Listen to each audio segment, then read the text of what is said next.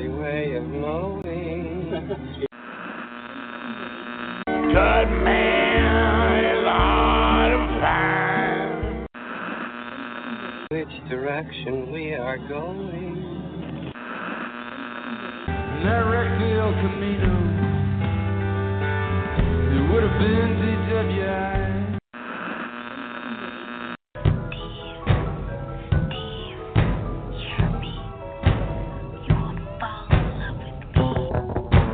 We have reached a tipping point.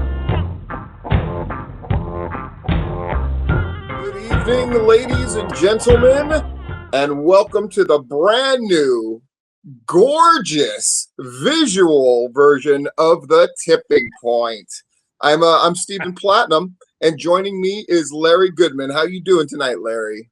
Fine. This is a momentous occasion here, isn't it? The first video podcast. We're actually back in business after the death of Blog Talk Radio. We live on.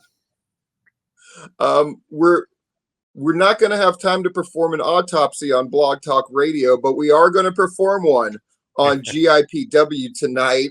We have a couple of really special guests. We have Eric Silva, one of the most prominent members of GIPW, and we have D Munny, who I'm sure has a number of stories to tell and is chomping at the bit.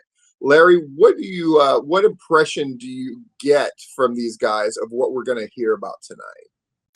Well, you know, as you said, D has a story, has at least one really good story to tell, and maybe more. And I'm curious about Eric Silva, since what's posted on the GIPW Facebook page is that control of GIPW now is in the hands of the left-hand path, of which he is most certainly a member. Right, Larry. So as we're well into the eighth year of doing the Tipping Point, the Blog Talk Radio, which had been a part of, how long have you been doing things with Blog Talk Radio? that goes back. Yeah, that goes back to Rich Tate, and I believe 2009, at least as far back as 2009. Boy, so you're looking at more than 15 years. But we're now on YouTube, and special thanks to the guy producing all of this and making it happen. I'm very excited. So our guests are going to join us in a little while. Did you have a topic that you wanted to discuss until our guests get here, Larry? Well, you know, we got some exciting news just today that GWH, in its previous form on Blog Talk, GWH Radio Network, ranked 92nd in Egypt in sports podcasts. We're 92nd in Apple Podcasts in Egypt. Wow. So, I mean, I wonder how many people that actually amounts to, but nevertheless, we are 92nd in sports podcasts. Beyond that, you know, I think things are cooking pretty good in Georgia wrestling. For sure. I think the NFL would have used the word parity. I think right now there's a lot of power distributed amongst any number of groups, as opposed to one group.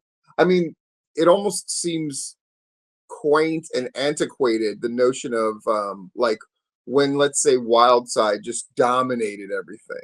There was Wildside, and then a couple of distant second and third places, and then everybody else way behind. Now it doesn't feel that way at all. It feels like there's any number of groups that are all like doing their own thing, powerful in their own way, and a number of places where the boys want to wrestle or think they should wrestle, or both. Yeah, I'd agree. You know, we had the Wild Side era. Then for a while we had GCW over in Columbus was a real powerhouse. Then we had the era where Rampage was a real powerhouse, but never more than a couple of promotions that really were dominating the scene. And now you have like as you said, this distribution of promotions kind of all on a similar plane, and all putting on really good shows. I don't know if you got a chance to look at the latest full disclosure that I put out. I did. Put it out early. Oh, you did? What was your initial thought? Well, one, I want to see the Mildred Burke movie based on what you said. That sounds really interesting. I mean, Mildred Burke's an interesting character no matter what, but it made me want to see the movie.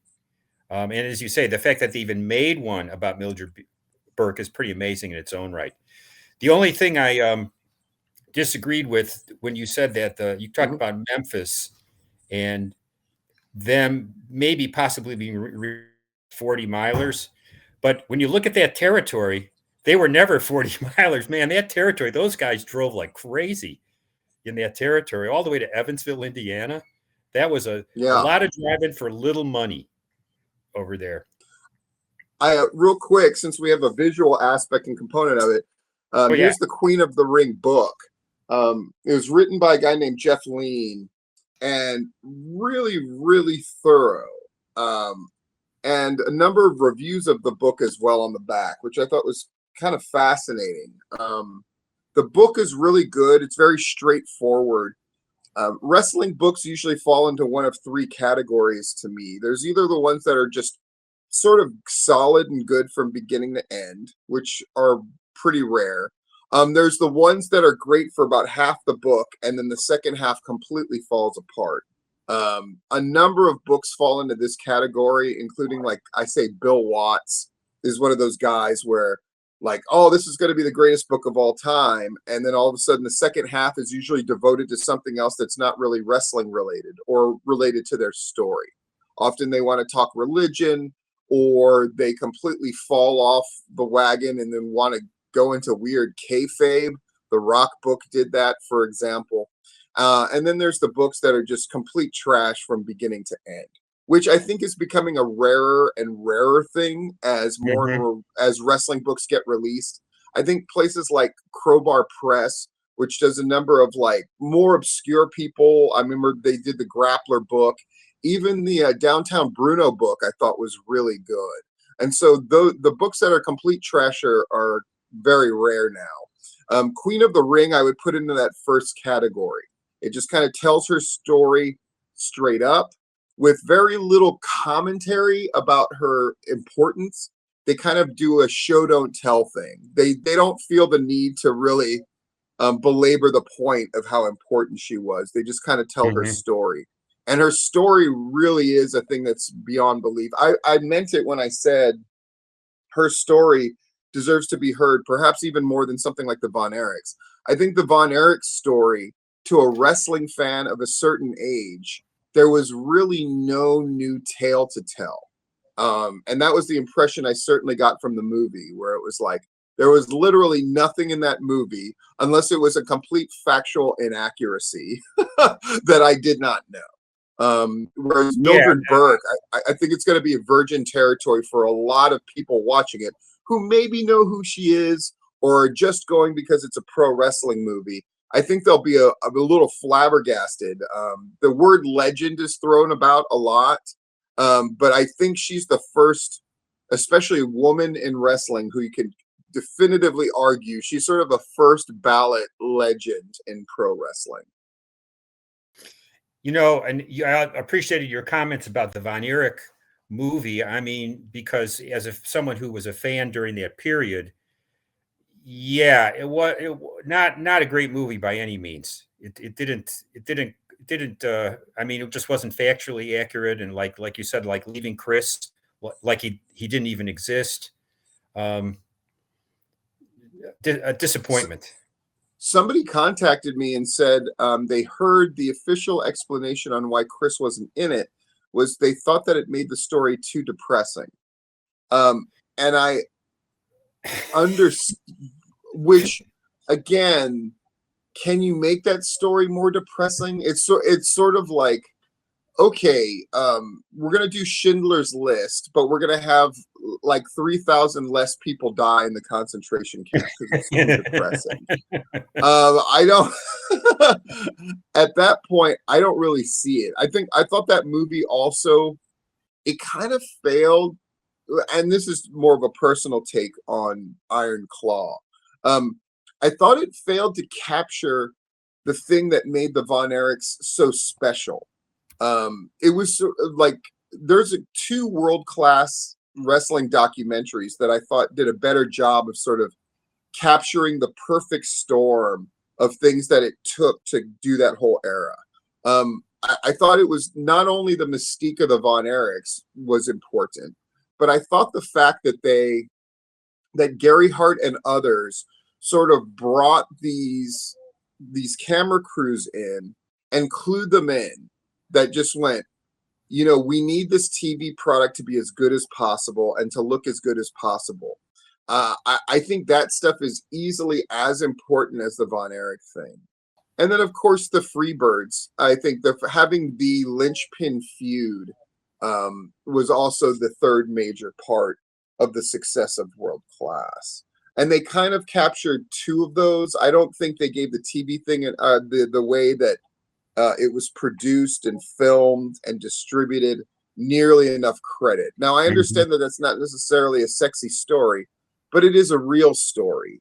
With Mildred Burke, it has the advantage of being easier. It's about one person. They can sort of highlight the big beats.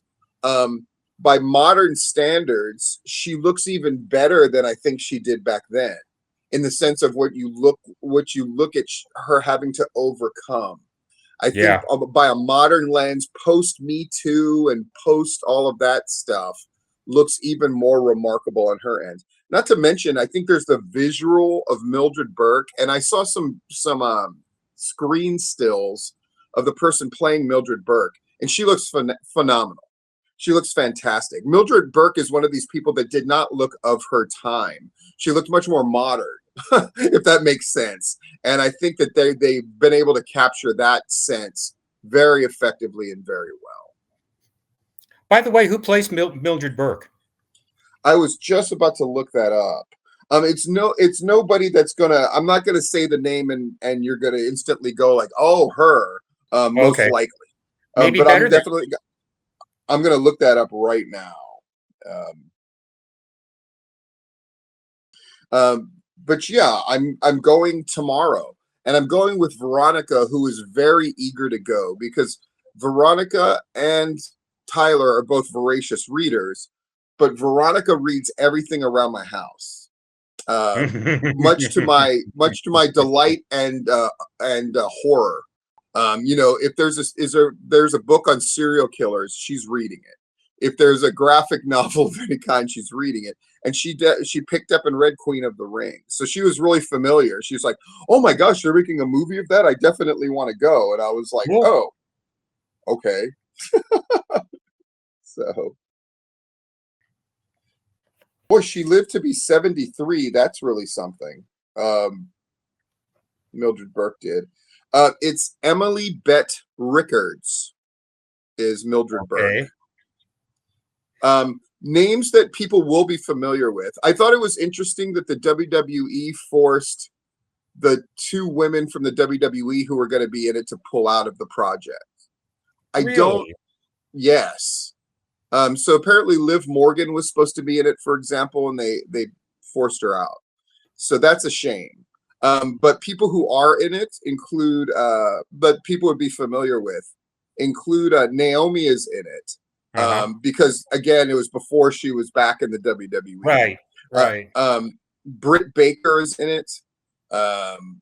Camille is in it, and Camille, who we've had as a guest on Tipping Point. What's interesting about Camille, the former NWA Women's Champion, is she's another one who they cast her perfectly, because she's playing June Byers. And if you're familiar with women's wrestling and the people involved in women's wrestling back then, I thought Camille was actually a great choice to play June Byers. They have kind of a similar throwbacky look, or Camille does. So I think that definitely works. And maybe most prominently for a role for a pro wrestler, Toni Storm is in it. So, I mean, Toni Storm, I don't think that you need to make an argument about how she can have a classic throwback look. So, and then Jim Cornette, of course, is in it as a NWA commissioner. So, okay. Hey, one thing I wanted to ask you, I was watching the tape of the most recent Coastal show, and they have the IWA Women's Championship is now incorporated into Coastal. What I did not expect was Paige Blackman to be coming out with IWA Women's title at that show. So it made me wonder what's going on there with her and Tim, that she was down there and presented and was carrying around the IWA Women's Championship. Oh, it's an interesting question. I don't, you'd posted in a group chat of, was there divorce or was there breaking up an angle or not? I don't think there's any way that it's an angle, but at the same time, Paige had been involved in IWE angles there at the end. And maybe it was just easier for her to take the title. I don't know the nature of her and Tim's relationship. I just know Tim has been crying a lot. And I certainly get the impression that relationship is done like dinner. He never references her on his personal page. He's talking up the kids a lot. And my ultimate proof that it is not an angle is that he has lost a tremendous amount of weight and become obsessed with his own body. Nothing says I'm divorced than a drastic change to your physical appearance. It's just women cut their hair short and dudes get back into shape. I don't know why that is, but it is. And but at the same time, I mean, that's just anecdotal evidence by me. It's certainly a bizarre story. I think just as strange is IWE's claim that we never said we were going away. See how relevant we are because one of our guys is defending his title on a show. I think that is incredibly bizarre.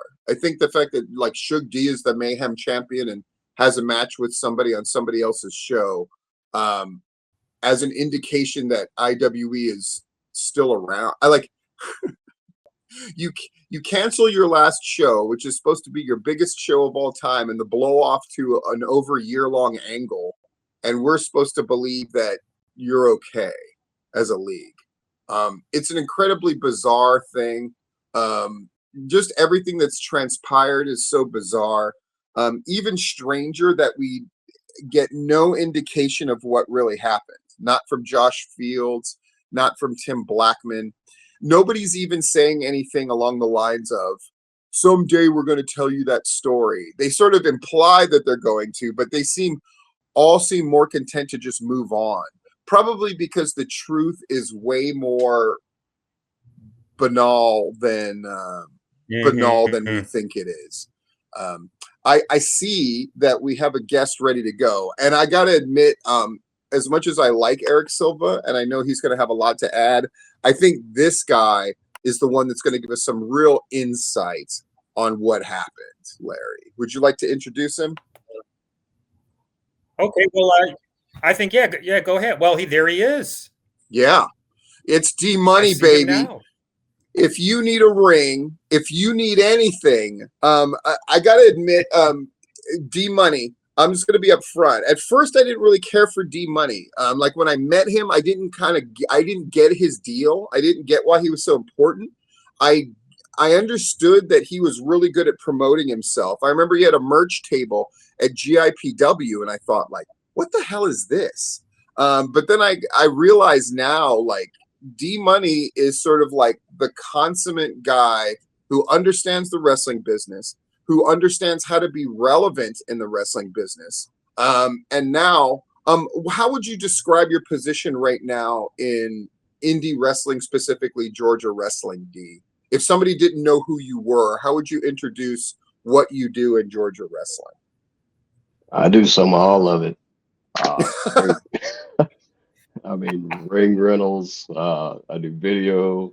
I get in the ring and wrestle. I make flyers. I'm all over the place.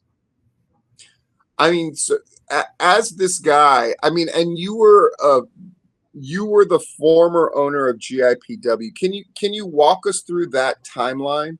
Were you the initial owner? Did you share it with some? I didn't become familiar with GIPW until I started watching clips of matches and shows from was it the Thirsty Turtle? I think that's what I was introduced to it. I remember seeing a match with Brandon Watley, and I kind of put it out there publicly and commented on the match because I was so kind of blown away by like sort of a younger, raw Brandon Watley. And I'm like, these guys might seem like a joke to somebody, but there was definitely something there years and years ago. Were you the owner back then at the Thirsty Turtle? Yeah, I was the owner up until like 2022. Okay. And Larry, you came when we were in the Turtle and hated It's one of the only shows I ever left in intermission. And I don't know if I've told this on here before, but the thing that I remember about that show vividly was Clyde Brannick getting too drunk to wrestle. Oh, he was doing spots at the bar and got too drunk to wrestle because he was supposed to wrestle, I think, Logan Creed. And wow. Right. Logan was out there kind of like at a certain point said, we're not doing this. He had planned a blade, so he wanted the juice good, so he drank a little too much. That's one of the most wrestling stories I've ever heard in my life, actually. So D, you've got GIPW. You guys make the move to that VFW hall. I come and see you guys. I'm just putting myself in the timeline. I took a long trip and saw Pro South. I saw IWE, and then on that Sunday I saw GIPW. And I remember being impressed by what I saw in the sense that, like, okay, these guys have like a real setup. It seems like they have a good relationship with the VFW hall. I remember Tyreek was there, and as young as he was, I remember seeing him kind of talk to this referee about how the referee could have done his job better. And everything Tyreek was telling the referee was like right on the money, like straight out of wrestling school stuff. And I remember being a little blown away of like, look at all these guys who are like agenting. Look at all these guys who are who have the respect of the locker room. Guys like Aaron Black, for example. So what happened where you sold controlling interest or whatever it was? What was the story? Because at one point you guys had a deal worked out with a streaming service, I believe. And then it was kind of sold to Don Kester. Can you walk us through that just a little bit? We were on Fight TV for... Yes, that was it. Yeah, it was like a year and a half we were on Fight TV. Just attendance started going down really bad. And I just kind of got over it. It was becoming too much of a headache. Yeah. And that's when I let Don take over. Why was Don the choice? Do you remember? Because he was already co-booking at the time. And so he was just right there, right-hand man.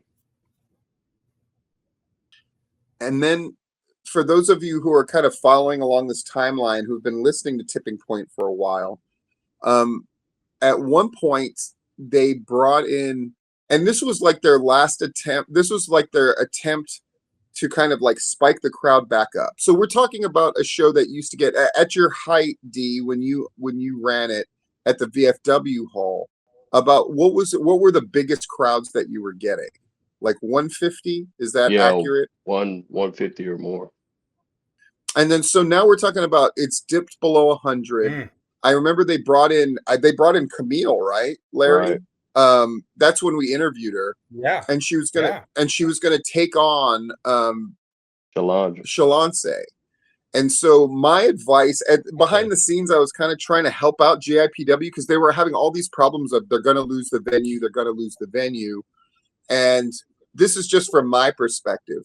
Most of the problems with the Dawn era, if you want to call it that, were I always thought that they just didn't have their eye on the ball. And to me, the answer was obvious, which was, to me, it was kind of a burned out town. That's how Larry described it, that area, Warner Robins, it was just played out and there was almost nothing you could do.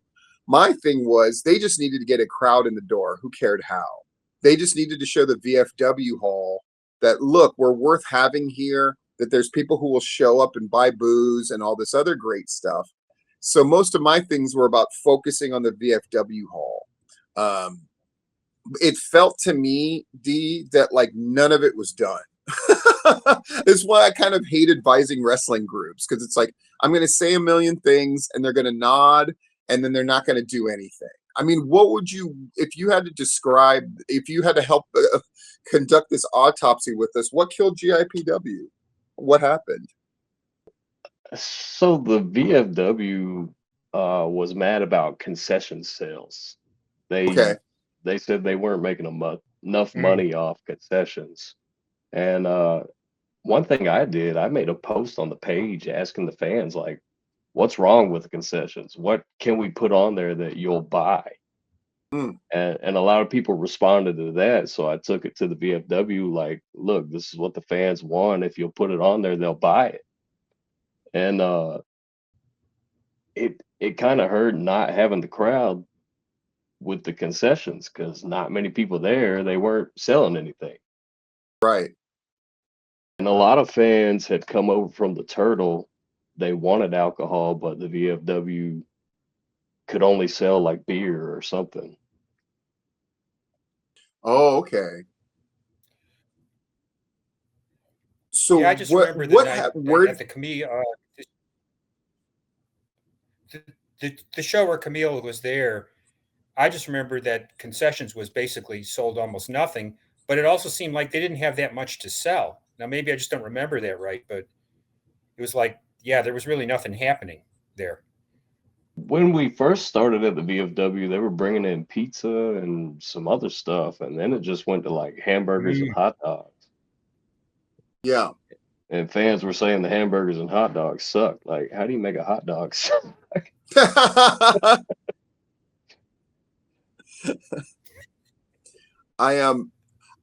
thought GIPW being gone was a real shame because it seemed like one of the few places. Now that this situation has definitely changed in the last year or two, but it seemed like the show where like Black people had the biggest voice, the prominent guys in the locker room, the kind of like who was being pushed, who was being promoted. I thought it was a place. It was one of the few places where Austin Towers, for example, seemed to be happy working as much as that guy can be happy about anything. You know, they had like these long angles involving Aaron Black, Eric Silva. Like, I just thought it was just a great, I love the vibe of the locker room. And that's how I usually judge a wrestling show. Like, how's your locker room? And at one point, GIPW seemed to be pretty good. Now, did that kind of mask? But one thing I did see when I was kind of helping give advice behind the scenes was there was a lot of people contacting me as part of like a group chat, but they would contact me individually and go like, yeah, so-and-so doesn't know what they're doing. Yeah, so-and-so doesn't know what they're doing.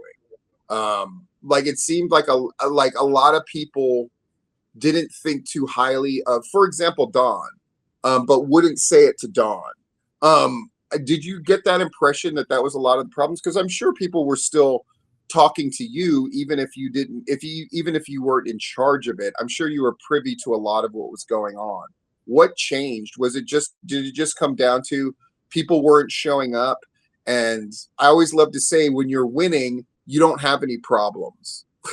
And when you're not winning, you have nothing can help you. It feels like nothing helps and everything just makes it worse. Is it that simple, or do you think there was something else besides the fact that people weren't coming to the show?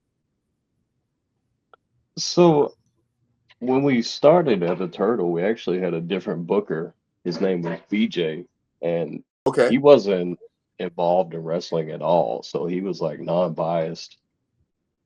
And he wrote, yeah, he wrote months worth of stories, and like the product was really good when he was writing. Not to shit on Don or anything, but he kind of wanted to run some off the wall stuff. And I always had to be the deciding factor that was like, no, let's not do that. And once I stepped away from that position, it was all on him. Like, he more so wanted to have a booking committee made of wrestlers in the locker room. Yeah. So then you got all these Indians trying to be chiefs. I mean, it seems like that's a problem with a few groups, right? I think you can argue that that's one of the things that took IWE down is when the owner didn't feel secure enough in their own ideas. And so all of a sudden you open it up to a bunch of guys. And I'm not saying the wrestlers never have good ideas. I'm just saying there's a reason, they say a camel is a horse made by a committee, right? Like once you start letting too many people throw in their voice, especially people for whom most of their ideas center around, and then I win the title. That was always my running joke about wrestlers, that at the end of the day, they're really good at thinking about ideas where they come out prominently on top. But beyond that, they have a hard time sort of thinking big picture and of the context of the entire group. I don't know. So not to put you on the spot, but can you walk us through, because I only know details here and there, what happened when your equipment was taken? Like that was one of the most bizarre series of public posts that I ever remember seeing about pro wrestling. That at one point GIPW, I guess, just didn't have any equipment or something like that. Like what happened there? It was all my stuff. Well, most of it. He had some stuff, but it was pretty much all in my house. And I was going out of town for a big concert. So I messaged him ahead of time and said, look, I'm going to be out of town. If you're going to run the show, you need to come get this stuff ahead of time. And he did it. And I reminded him again, hey, you need to come get this stuff. And then once it got closer to my concert, I was getting prepared to do that. So he still hadn't got it. And I was just like, well, I don't know what he's going to do. But I went on to my concert. And then the day of the show, he's at my house calling me, hey, I'm here. And I'm like, well, I'm not. I told you to get the stuff. And he's like, well, did you leave a key? Did you have a window unlocked? This and that. And I'm like, no, dude, none of that. I'm not there. And then next thing I know, he's sending me a picture of a window open talking about, oh, I found one. I didn't break your screen. And I was just like, why are you in my house right now?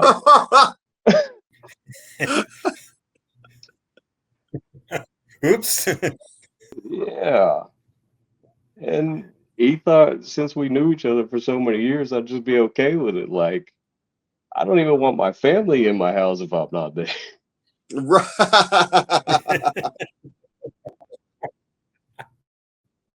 So it felt like at that point the wheels really came off.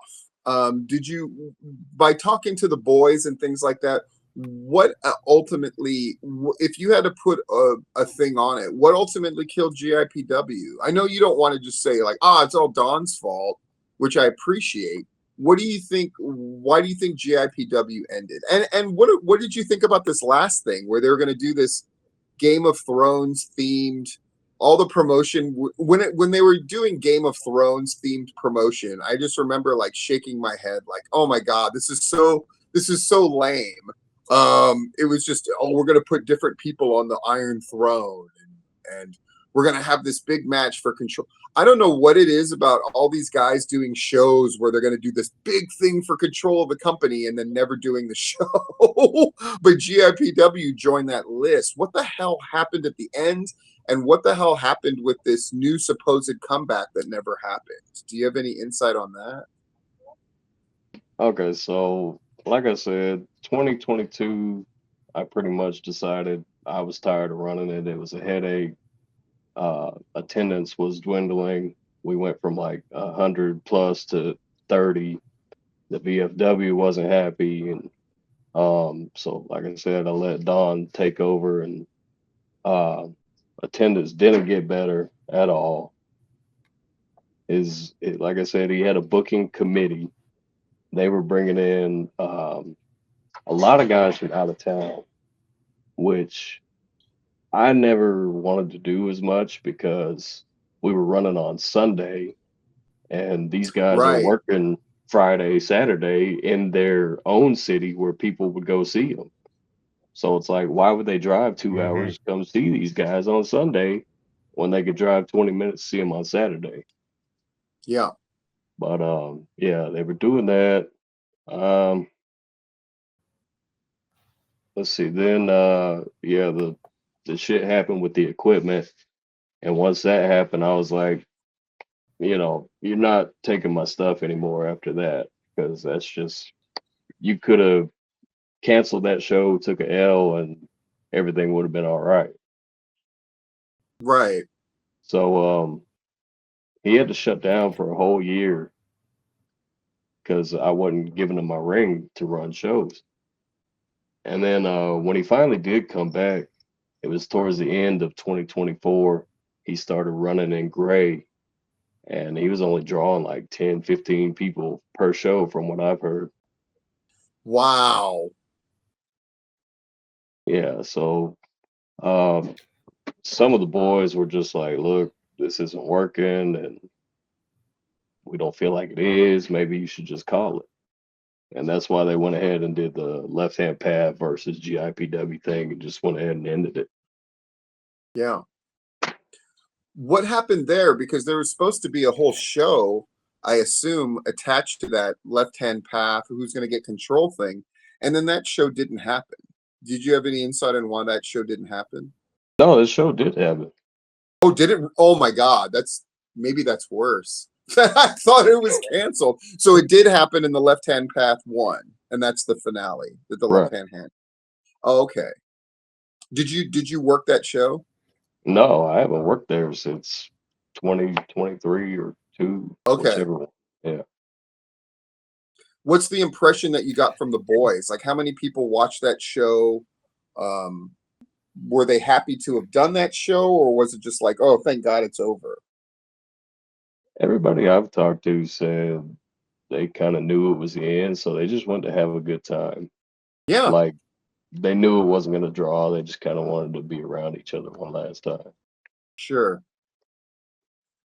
Yeah, it was a tight locker room for sure.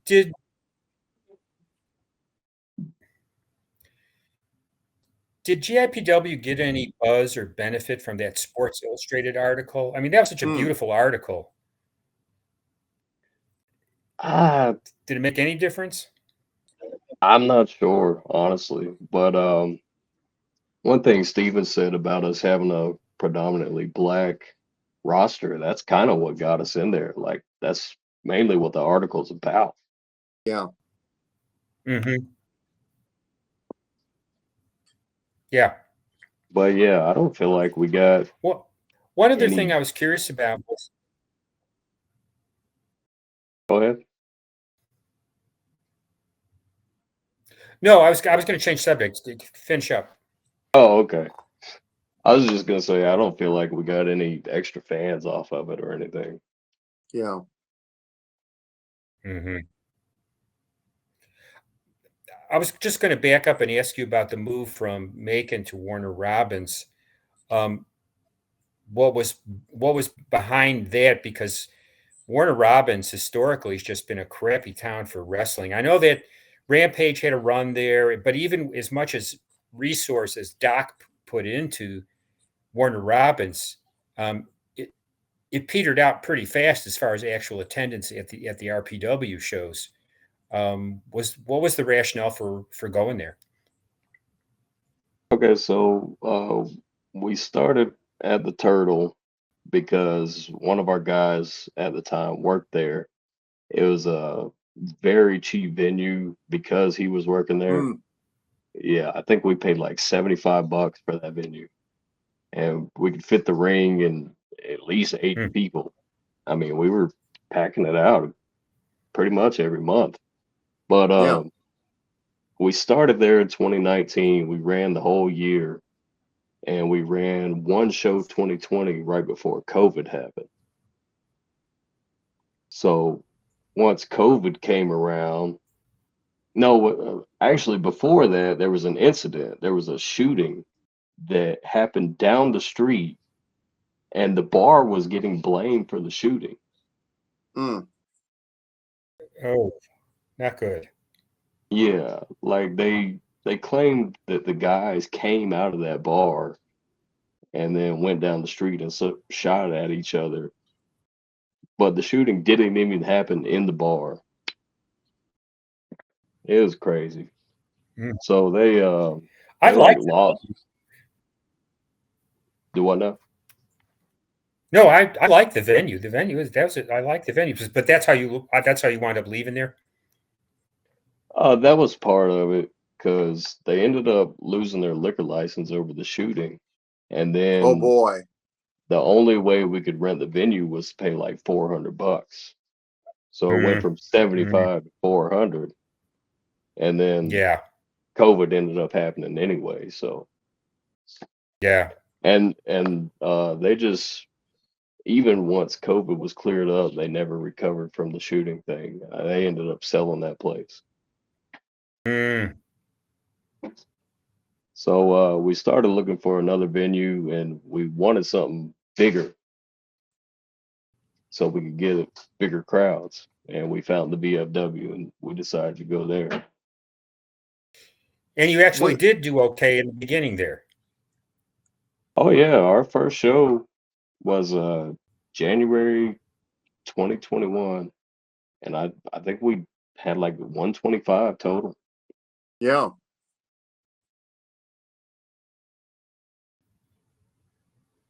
It, are there any other like insights? What's something that you saw or were privy to that only you got to see, or only a few people got to see as far as GIPW? What's something that you think, like public perception wise, or when you hear people give theories or say stuff about GIPW, what's the number, or what's the thing that's inaccurate about what people think about GIPW that you would want to clear up if you had the chance, you know?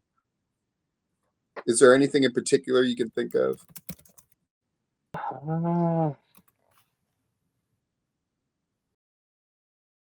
Not that I can think of. Okay.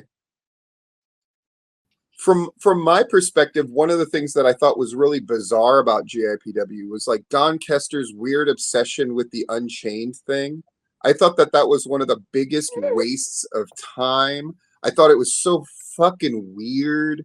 And him and Ace Haven are fighting over this Unchained thing. And I've got a lawyer that sent you a letter and all this stuff about, I mean, frankly, a term that, one, how could you possibly trademark a thing that was part of a prominent movie? It just seems so weird to me. And it seemed like Don Kester, and this is just my like outsider perspective, it seemed like he was focused on everything except for the things that made sense to focus on when it came to running and promoting a wrestling promotion.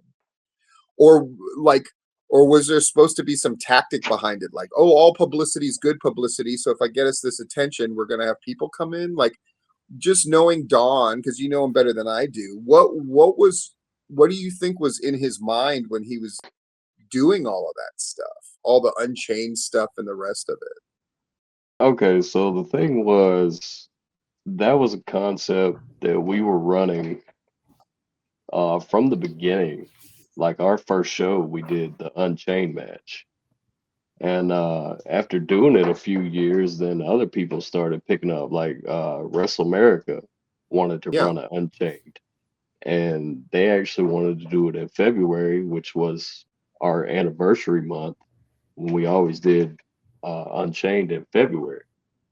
So Wrestle America was going to do it, and he reached out to George Labyrinth and was like, "Hey, we don't want people to get confused. You're running a show, and then we're running a show 2 weeks later. It's the same name. Would you mind changing it?" And George was cool with it. He changed it to Unleashed or something like that, but still ran the match. And Mm-hmm. and then I think the thing with Pro South happened where they decided they were going to do it too. And he was just like, "Oh, I don't want people using this name. I'm going to get it copyrighted." Which is wild because it's not even a concept he came up with. Oh wow. Who Yeah, came up with the concept? Do you know? I have to give credit where it's due. The concept was created by Owen Parker.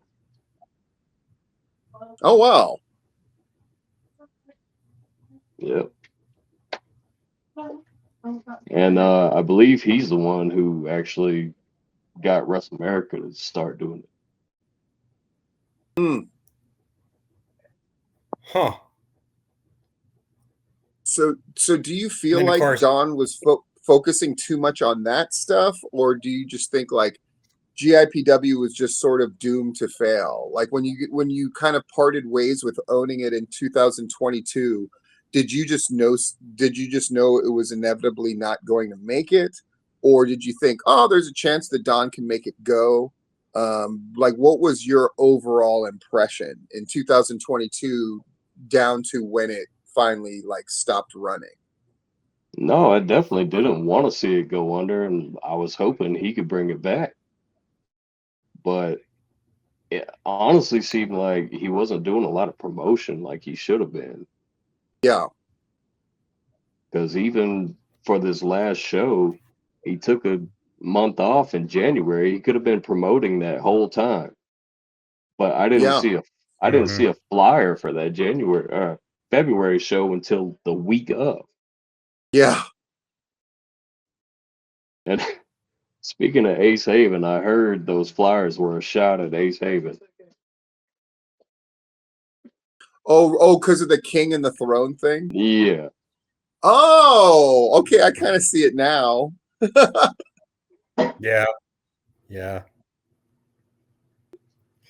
Yeah, the Getting in a feud. pissing contest with Ace wasn't a real good idea. Because he's No, just going to like say "fuck you," you know. yeah, you're feuding with the guy who's in Piedmont, Alabama. Like, what's I don't like. Okay, And so and then the thing with the copyright, it's only the show name. Like they could still run Uh-huh. the match. He couldn't copyright the rules of the match or the match itself. It's just the show name. And his gripe was that he reached out to Ace and was like, "Hey, I own the show name Unchained. You can't use it." And he was like, "I'm using it anyway." right, and I had heard at some point that there was an agreement that Pro South could use it as long as they would give GIPW credit, and they felt like they didn't give GIPW enough mentions or credit the first time that they did it, or something like that. That's And I right. remember No, thinking that's like, true. and I go like, we have to give more mentions to the 20 people watching a stream. I was just like, I just found the whole thing so weird. I guess because I wouldn't want to use somebody else's name for something anyway. My thing would just be like, I'll just come up with my own. It'll probably be better. Again, it felt very indie wrestling. Well, D, right now, you're a part of and helping out, and people are hiring your services. Like who are all the people that are basically enlisting your help as far as the ring or other kind of things? I know AWE is one of them, and AWE definitely seems like they're on the upswing. They've gotten their biggest crowd in a long time. Finally, it feels like they're maybe out of the weeds as a promotion. Who else are you helping out or a part of? Rent the ring to Deep South. Rent to Renegade Independent. I Hmm. record and edit for Viral. Georgia Championship Wrestling, I ran the ring to them. I'm trying to think. There's so many. Yeah, I was gonna say. So, are you renting that ring about like twice a month or even more? Pretty much every weekend, sometimes Wow. Saturday and Sunday. It's a much needed thing to happen. I mean, I think with Ox's health problems and that's kind of gone by the wayside, it seems like, for the most part. So like there's definitely a need for your services. Um, I mean, I know you might not feel comfortable talking money, but like obviously a lot of people find you worth hiring. Are most people just renting the ring, or are they wanting the equipment? Like what are all the services that I guess you offer in a perfect world? Let's say I've got nothing but an idea. I've only got this dumb name Unchained, and I want to. No, I'm just kidding. So I've got I have a league, and I want to run. What can I get from you? What blanks can you fill in for me to help me put on my show if I'm just an up and coming guy that has nothing? So I have the ring. I have a truss with curtains for an entrance. Oh wow. I have multiple 4K cameras so I can record. I have a buddy who I also bring and operates a camera so we can do multiple angles. I edit all that. I've got speakers and mixer so I can do audio. Um, yeah, like I said, I can make flyers. So I do all that. Yeah. Sounds like all the important stuff for sure. Larry, do you have any final questions?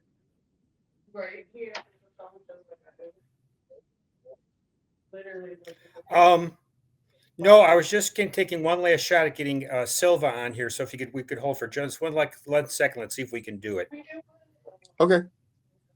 Yeah, Silva was I did around. have a question though.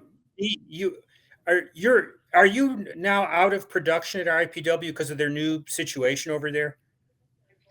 Yeah, they actually bought Kester's ring since he stopped running. And wow. And the network has their own cameras and stuff that they're using. So there's talk of them being one show and Renegade still running, and I would kind of, be the one handling for Renegade while the network handles their. Oh, I see. When Renegade had their big time show shut down, did you have an opinion of who called that in? Do you think it was one of the neighboring businesses that didn't like the fact that they were there? Do you get the impression that it was like a rival wrestling group that somehow got them shut down? Like who do you think? I mean, and this is just pure conjecture. Like nobody should get mad at anything you say. It's just your opinion, of course. What do you think happened there? Honestly, I have no idea. Yeah, I mean, because it just like I didn't hear anything of it. I was on the road. I got 5 minutes away from the building, and people start blowing me up. Hey, the cops are here. If you haven't left, don't come. And I was like, I'm almost there. Yeah. And then pull up, and cops have the building surrounded. They're trying to keep us from going inside, and it was just crazy. Yeah. But yeah, so I have no idea who would have done that. That's interesting. This wasn't just one cop out there. They sent a bunch. At least 3. Man, I don't know. That's that somebody at the city of South Fulton did not want that show to run. Now, why is an interesting point, but that's not some wrestler picking up the phone and or sending a flyer to the police or to the city, which is what the story I was told, or that the police told Renegade, was that somebody sent an anonymous flyer to the city. Yeah, and that's why the cops came out there. It started. They said it was an MMA event, which right. We're not supposed to do that in Georgia without the right paperwork and all that. So yeah, that's why they showed up originally, because they were told it was MMA. Well, which might have been an honest mistake, but clearly, if you look at that flyer, it's not. My impression is if the cops showed up 3 different times looking for 3 different things, that is, like Larry said, that is some city council or whoever is in charge. South Fulton did not want that show to happen. If you're just going to send somebody to ask a million questions until they can find a reason to shut you down, that is well beyond some wrestler calling a thing in.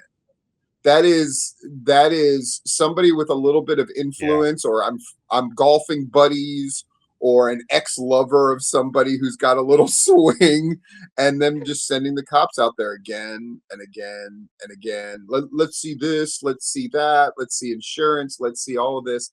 And then they finally found a reason to shut him down. And I can understand Renegade Enforcer being really upset. Of course he's upset. And all the people who were having this theory and conjecture of like, oh, it was murder in Josh. As soon as I heard that theory purported, just because, I mean, AWE famously, if you run a show in or near Atlanta, they're going to be mad about it. They've been that way for years. but it just didn't seem like the kind of thing where like, oh, they got it shut down. It just seemed like the kind of thing where there's lots of people who don't like pro wrestling for different reasons. There's lots of people who, lots of businesses who don't want to share their parking lot with whatever. There's a million reasons that somebody could have rubbed somebody the wrong way. And we've seen shows shut down for a number of reasons. Hey, I mean, yeah. And I do And believe he's flexing that look at him flex what's behind him, Larry. Look at Eric Silva flexing right now. How you doing, Eric? Oh, how did that get there?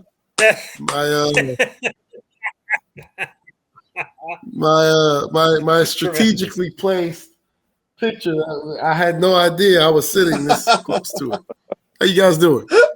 We're doing good, man. All right, I'm glad we finally got you on here.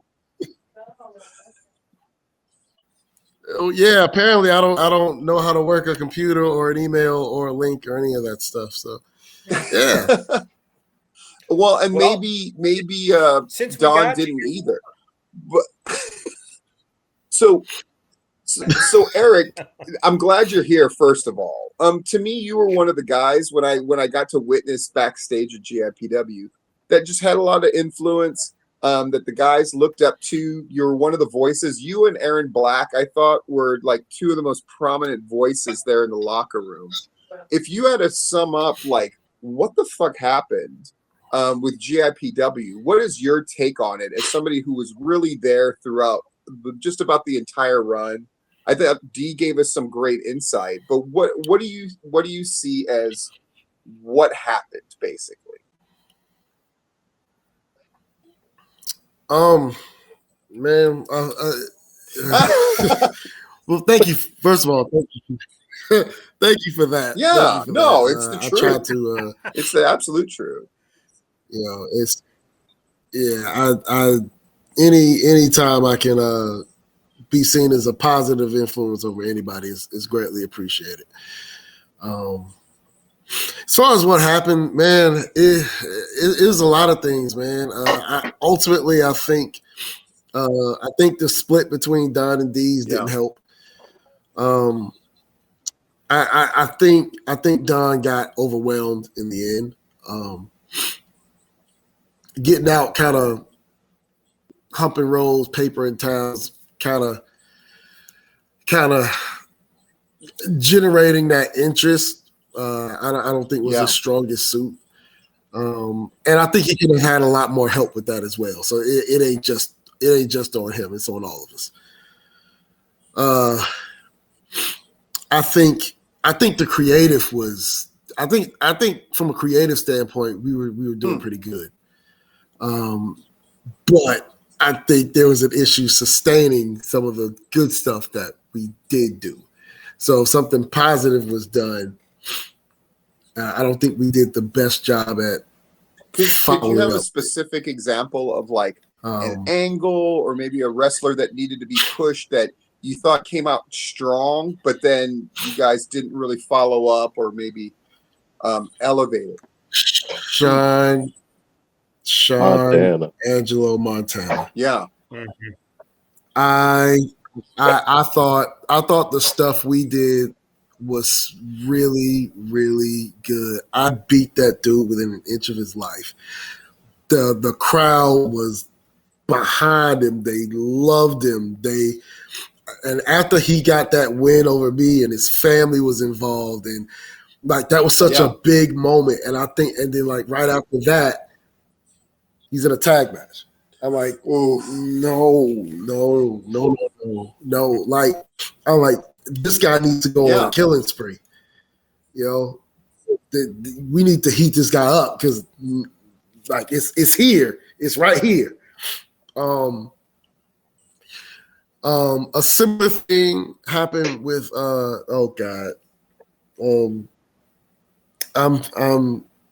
he's gonna kill me because I'm drawing a blank and I've forgotten his name. D, help me out. Luke Super Saiyan guy. Okay. Luke Stone, Jesus, Luke. I'm sorry if you watched this, my bad. But a similar thing happened with him. Same thing, kind of generated a lot of sympathy for him, and then he gets the big win. Then he's in a tag match.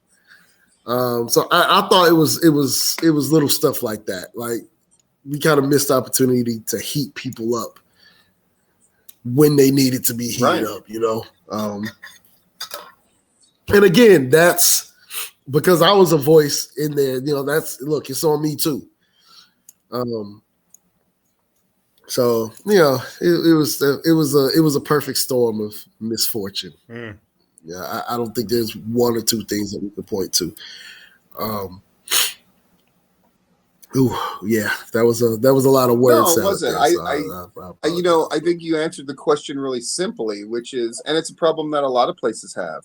The hardest job at a wrestling show is the one that people don't want to do the most, and that's promoting. Promoting I had a hard time with it, honestly. Promoting is the most essential thing. Getting people in the door. Like I remember I would just message, if I could find that, chat thing. I don't know how many times I told Dawn, like, your goal you should be setting a goal of how many people come in that door and watch the show. All this other shit that you're talking about doesn't matter. Like from a promoter standpoint, it's like, it doesn't matter. Like you're talking about creative and promotion are two entirely different things. One has almost nothing to do with the other. Like if you guys had done right by Montana, for example, that keeps the people that you've got. But ultimately it's about getting people in the door. And all of my ideas, and it's like that when I help Next Level. None of my ideas have anything to do with bell-to-bell wrestling. I don't give a fuck about that. Like, that's stuff that the boys can take care of. To me, it was like, for Next Level, the reason I went off was because I was like, your whole thing is get people in the door. That's it. I don't care how you do it. But if you've got 30 people watching, nothing good can come of that. Because the best show in the world is just going to get those 30 people to come back. It doesn't mean anything. It's about getting new people in the door. And I just didn't see any effort whatsoever. And I mean, Eric's being very gracious by saying that's on all of us. And to an extent, that's true. But ultimately, there's one guy who's got that label of promoter. And your job is to get people in the door. And if you need help doing that, then you need to invoke that help. And you need to demand it. But just this idea of, I'm going to put this flyer on the door and cross my fingers and put out a few Facebook shares and people are just going to show up. I mean, if we haven't learned by now that shit just doesn't exist. Like the promotions that are doing well right now, and it's kind of unexpected promotions that are doing well. What's the show? That's Tyler's show, right? The one that just drew 600. Larry, what show is that? Renegade Championship. Yeah. I mean, that guy's been grinding it out, establishing their base, and then I'm sure he made some kind of deal with that elementary school to make sure they packed that place. To me, that's promoter of the year stuff, right? I thought Sam Skaggs winning was appropriate because, Kraken went from nobody's watching this shit. Absolutely. And their crowd did not increase because of William Huckabee's booking. Nobody gives a fuck, right? You look at that talent roster, I'm just going to be brutal. You look at the talent roster for Kraken and I go, there's some very good and then there's some shit. But it doesn't matter. It's about getting people in the door. And Sam Skaggs has figured out how to do that. And I mean, he's taking Gary Lamb's promoter class. Like, he's taking an active interest in being a promoter. And to me, that bodes success. Like Renegade Enforcer, I think has done a good job of embracing the role of a promoter. It's not easy to do. I think AWE has done a shit job for years, but now they finally figured it out. They're kind of figuring it out. So sometimes it just takes years, and unfortunately, I think GIPW just didn't have years to figure it out. So I mean, Eric, were you at that last show where the Left Hand Path took over?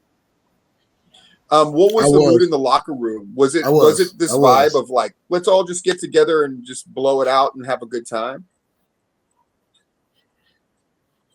Yeah. It really was. It really was. It's like, listen, we're here now. You know, it's not a whole lot we can do. Let's not be sad about it. Let's go out here. Let's go out with a bang. Let's have fun.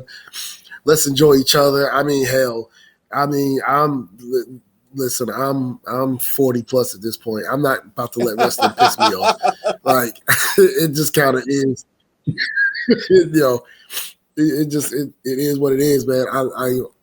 One of the things about that locker room is, like, yeah, I love those guys. Like, that was a good group of guys, you know. Don, dude. Right. You know, so I enjoyed being in that locker room. So it's like, you know, let's go out here, let's have fun. What does the future look like for GIPW? Do you get the impression? I mean, because Don is going to keep saying, like, no, we're not done yet. Just like Tim is going to keep saying, well, IWE's not done yet. But, like, for all intents and purposes, IWE is done, right? If you weren't done, you would have done a final show. You would have done the show that wrapped up this year-long angle with your company. So it feels like them coming back at this point would seem kind of dumb. Do you get the impression that if GIPW wanted to run, or if somebody else took it over, that it could continue to run? Is it worth it continuing to run? What's your vibe like when it comes to that? I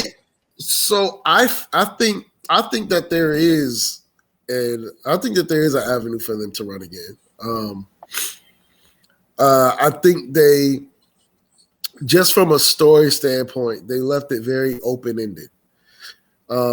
So there's a way to do it. It can be done. It's just that, does someone want to do it? Does somebody want to commit to? No.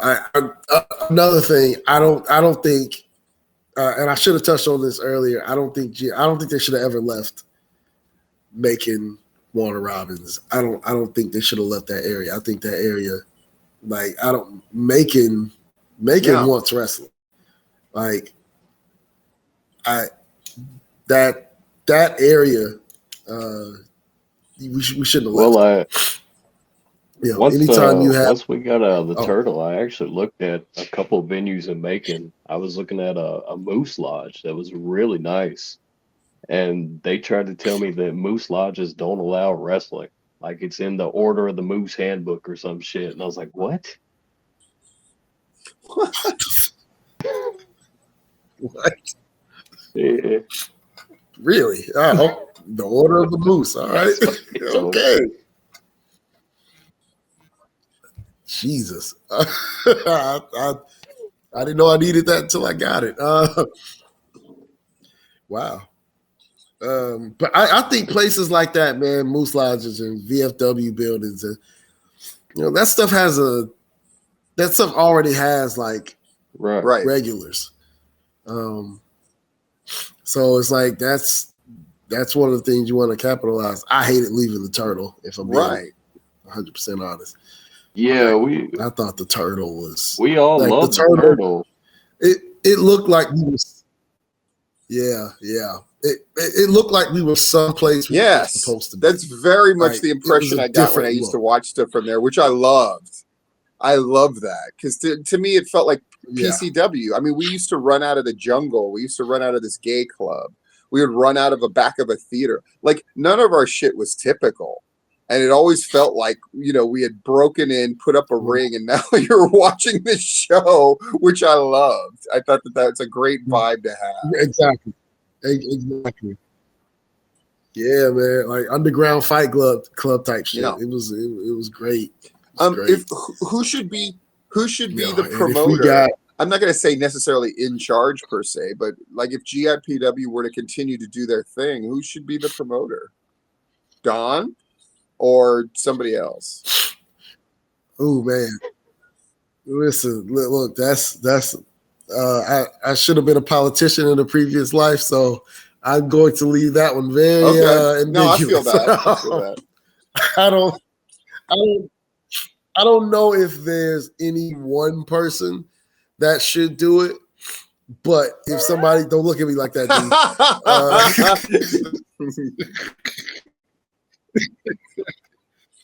you let me give my bullshit answer.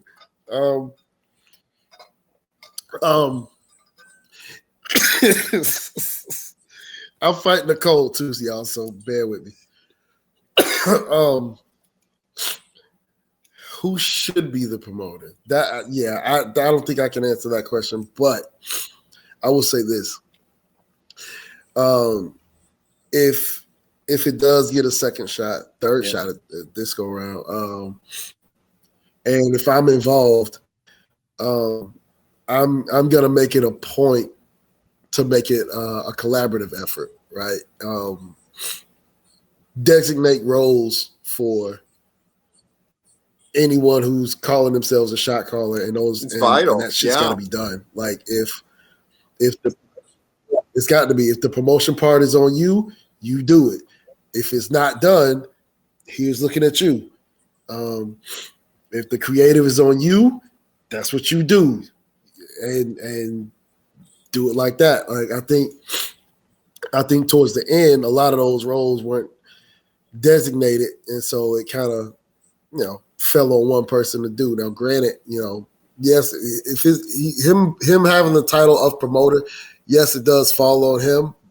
But I mean, I don't know how you pull off a lot of the stuff he was trying to pull off on his own, because like from a different aspect, he was very involved with the stuff he was trying to do, like as far as getting equipment, lighting, stuff to make the show look good.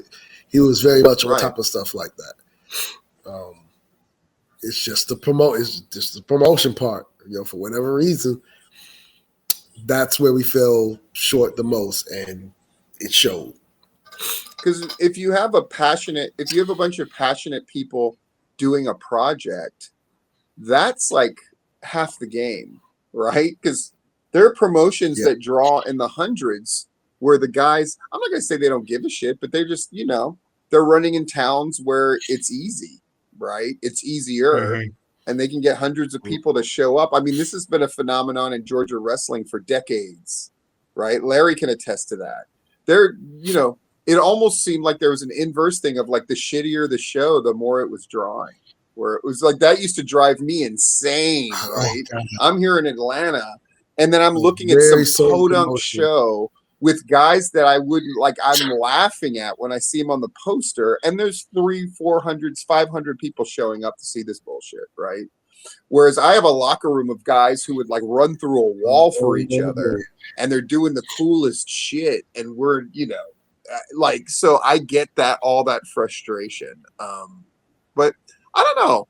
I think it's interesting that the door isn't exactly shut on GIPW, even if it kind of feels that way. I mean, he sold the ring, right? So that seems like, okay, he's not going to be a player in this thing. But then D-Money's here talking about it, and he's got a ring. So I don't know. I just feel like it'll be interesting to see. The only thing I would not want to see is like when Rampage never had a definitive finale, which I thought was incredibly stupid. I like whatever excuses Doc Gayton gave to not have a final RPW show in the Family Fun Center seemed incredibly,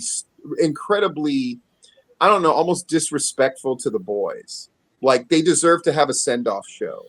And then they didn't do it. And then years and years and years later, now RPW's running a show in some school somewhere or some shit. And you knew that thing was doomed to fail because it was like, it didn't capitalize on anything. It didn't feel like a true passion project. It didn't feel like any of that. But GIPW, especially if it happens within, let's say, a few months or a year, and you had most of the original people intact, I mean, I'm not saying it's going to draw hundreds, but I would say that it would be worth doing and worth having, especially if it was a good time and people kind of knew what was what. Okay, this crew is going to promote the thing, get some people in the door. this crew has got like the angles going, and the wrestlers are kind of collaborating with it, and they're like, yeah, this seems cool. We're all on board. Let's come together and have some fun. Like I said in the 40 miler video, for full disclosure, there's not only nothing wrong with a bunch of people who get together to have a good time. It's the heartbeat of pro wrestling. This bullshit of my promotion gets you ready for the big leagues is horseshit. I don't care if you're action wrestling or what the fuck you are. You're not getting anybody ready for anything. You're just an indie show that runs your thing a little tighter, maybe. But at the fundamental part of indie wrestling is this a good time for the people involved and the people watching? Like, that might seem unimportant. It's the opposite. It's the reason we're doing this shit is because it's supposed to be on some level a good time. And it's a hell of a lot more fun wrestling in front of 100 or more than it is in front of 15 or 30. It just is. It's fun when you stick your head. I mean, think about, like, tell me this moment, Dee and Eric, before you go. Like, what's a moment where you felt really great about GIPW? Like, what's the specific thing you remember happening that you were like, this is dope. I'm so glad I'm here. So if you need time to think about it, definitely please do. But like, I mean, I remember seeing like the Exotic Youth coming to the ring at GIPW, and the crowd was so legitimately angry. Like, you guys had fans that were like crazy white old ladies. And I remember thinking, like, that's so much fun. That is so much fun. Like, when Rose Gold got slapped, I thought, you know, I came down so hard on that because I was like, it was such an opportunity lost. Like, Rose Gold's got to beat her ass, first of all. And people can say, like, oh, Steve, that you can't do that because of liability and she handled it right. I'm like, bullshit. Like, something's got to happen. Because if you can't capitalize on some crazy shit happening at your wrestling show, then what the fuck are we doing? Then it is just community theater. If shit can't get handled in a wrestling way, then we're not wrestling. We're just, you know, we're just cosplaying. And I don't know. But I want to hear from you guys. What's a moment where you were really proud of GIPW or whatnot?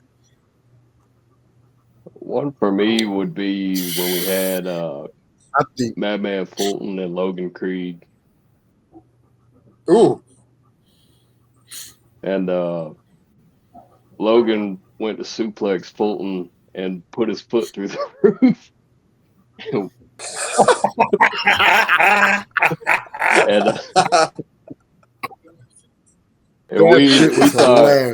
we thought for sure we were about to lose the venue, but they were so cool about it. They were like, "Oh my God, will you sign the roof tile?" And Madman, that's great. And Madman Fulton actually got on a ladder and replaced the roof tile for him. They were so cool about it. Awesome. What about you, Mr. Silva? For me, it was when we had Sports Illustrated in the building. That it's like, what the hell are y'all doing here? Why are you talking to me? Oh shit, Silva, shut the fuck up. Yeah, so my name is it was like, what are y'all doing here? Like, it was surreal. And an honorable mention is I gotta bring up Montana again when he won that catch and hand title after taking the ass whooping from like I think it was you. When did you we actually surprised him with a win. We didn't tell him he was gonna win. We were calling it, and I was like, "Yeah, I'm gonna hit my finisher on you for the 3." And he went up on the turnbuckle to hit something, and I told the ref, like, "Tell him to hit it, don't dodge me." And he hit it and pinned me. He had no idea. Yeah, wow, that's great. That was pretty cool. I'll tell you That was something pretty that I cool. thought was really it changed GIPW from just this is a cool show and their locker room is tight to like something special. And it was strangely going to that Mexican restaurant afterwards. I had always heard stories about everybody going to this Mexican restaurant, Larry, but to be there and there was like 30 people there. Oh, And they we took hated up it. these 2 tables. And it was the slowest service in fucking history. And I didn't care. Like, I was having so much fun vibing with everybody. And then I realized that fountain outside is where Mosley and is where Skrilla. Zach Mosley and Skrilla filmed part of their thing. And once I made that connection of like, oh my God, like this is wild. Like that's where Skrilla got put into the freaking fountain. Oh yeah. And I thought to myself, like, this is such a cool. I mean, these are guys who. This is not a. I used to. I don't like the term 40 milers. In fact, the only term I ever used negatively about a show is if it was a mercenary show. And I considered a mercenary show to be a show where a bunch of people got paid pretty good and they would sort of show up and do this show and they didn't really care about it. They were just like, whatever, you're paying me, I'll do whatever you want. Like I considered RPW kind of a mercenary show because it was almost for none of the boys, it was their favorite show to do. That was my standard. Like 80 to 90% of the people who did that show, in my opinion, were just doing that show because they got a check. Jeremy Vane did not give a shit about Rampage. He just showed up because they were paying him $100, right? To me, that's the opposite of what GIPW was. GIPW was a bunch of those folks and a bunch of crazy white girls sitting there at those tables and just having a good time and vibing off each other and talking about the show and talking shit and making fun of Eric Silva because how he likes his steak and like and like I was just like I'm sorry, Eric. Like that it was a very real thing. I want that to come across. Like if you didn't know anything about GIPW, just know that this isn't a show that Larry and I wanted to do because we wanted to rip apart Dawn or to go, everybody needs to learn a lesson about what was fucked up about GIPW. It's more like a remembrance of looking back and go like, for a while they had a really great thing going. And, for lack of promotion or whatever, it ended, but it shouldn't be seen as, well, good riddance because they were fucked up. It should be, damn, the good parts about that league. I mean, Eric, you can confirm if this is true, and D as well. There were probably friendships made at that show that are going to endure long after that league is done, right?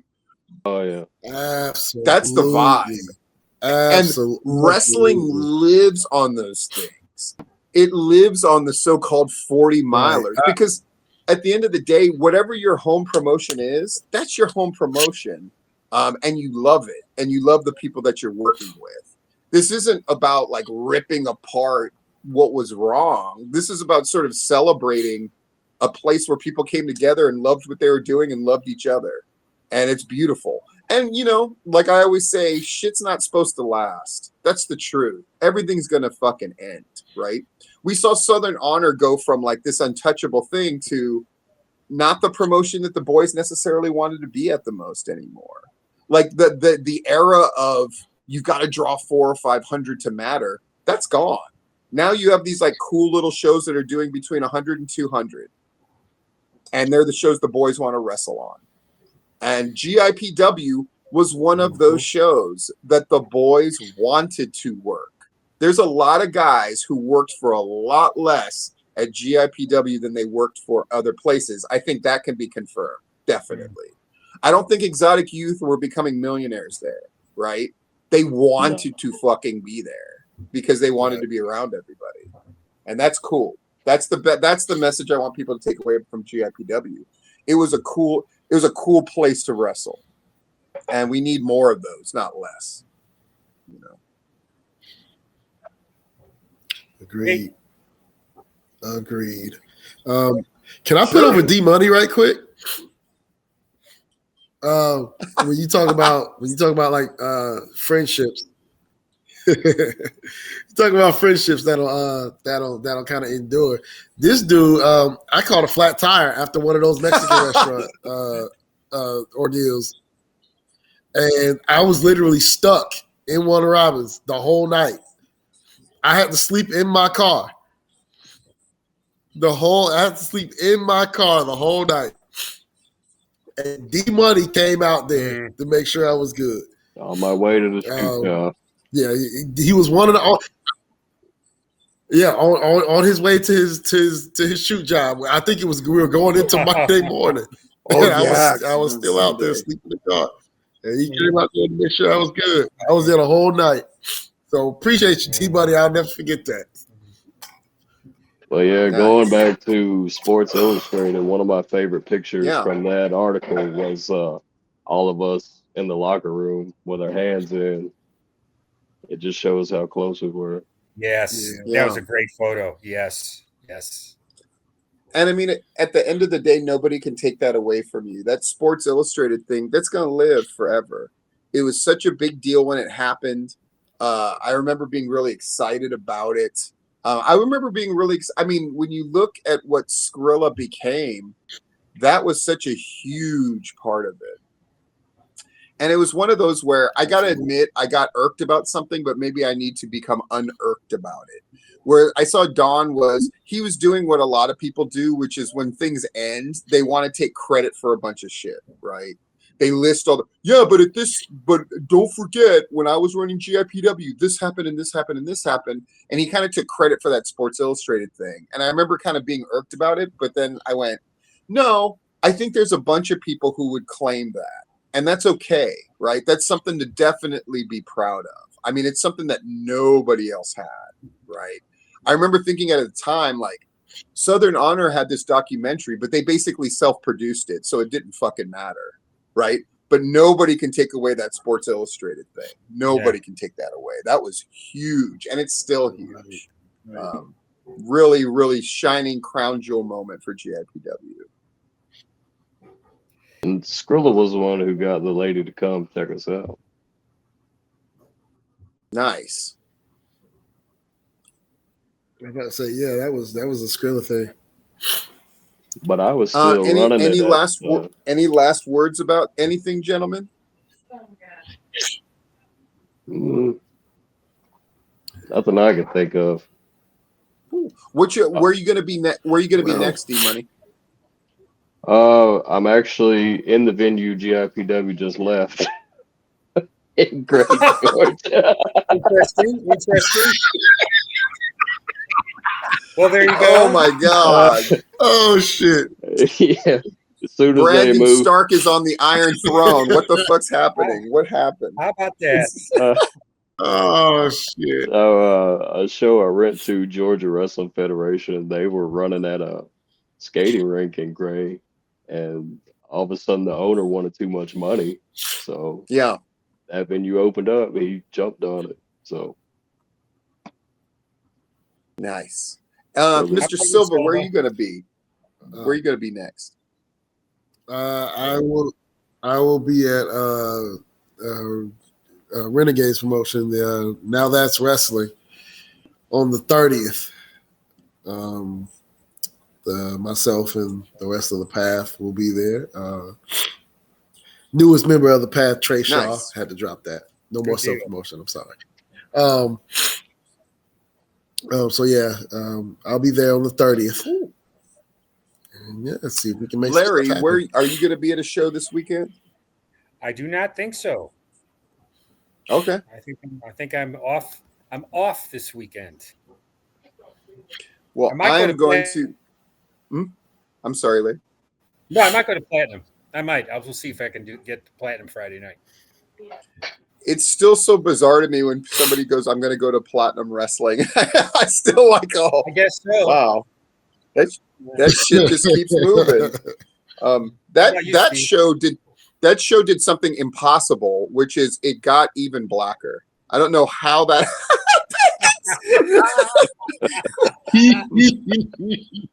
All you had to do was get rid of me, and it somehow got even blacker. It's incredible. My God. And now I work at a soul food restaurant, so that's you figure hilarious. That out. So you are lying to me. You're lying to me. No, you don't. Candy, you do not. Candy Lee's Soul House. I jokingly call myself the DEI hire. I'm the only white guy that works there. Oh God. Oh God. And see, D Money, I thought you were the blackest Asian I ever knew. Fuck. Platinum's coming for your spot, man. God bless us all. Well, I'm gonna be at Queen of the Ring tomorrow, and then I'm gonna put up a review of that and a look at the book as well. I don't think anybody read the book but me, but I'm looking forward to that movie. So, I can't thank you guys enough for talking GIPW. Thank you for sharing some of your memories and your thoughts as well.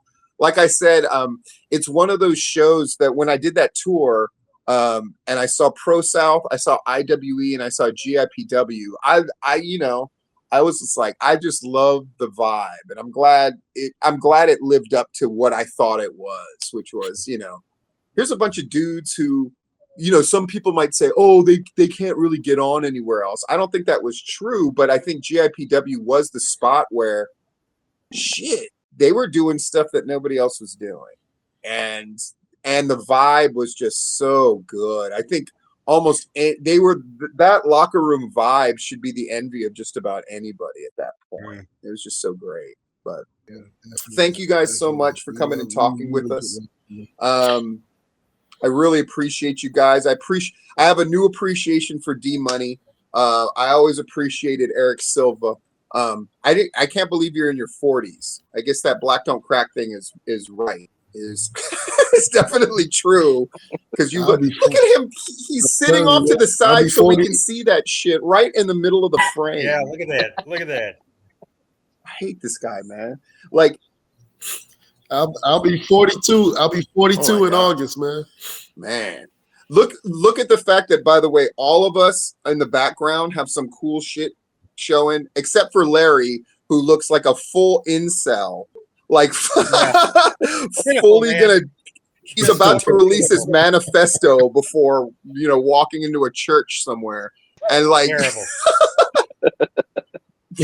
in any case, thank you guys. I'm honored you were part of our first tipping point on YouTube where we could actually see our guests. Luckily we had all good looking guests this week. Hopefully we can keep that going. In any case, for D Money and Eric Silva, our very special guests, that's Larry Goodman. I'm Stephen Platinum. Thank you for joining us for this special edition of The Tipping Point.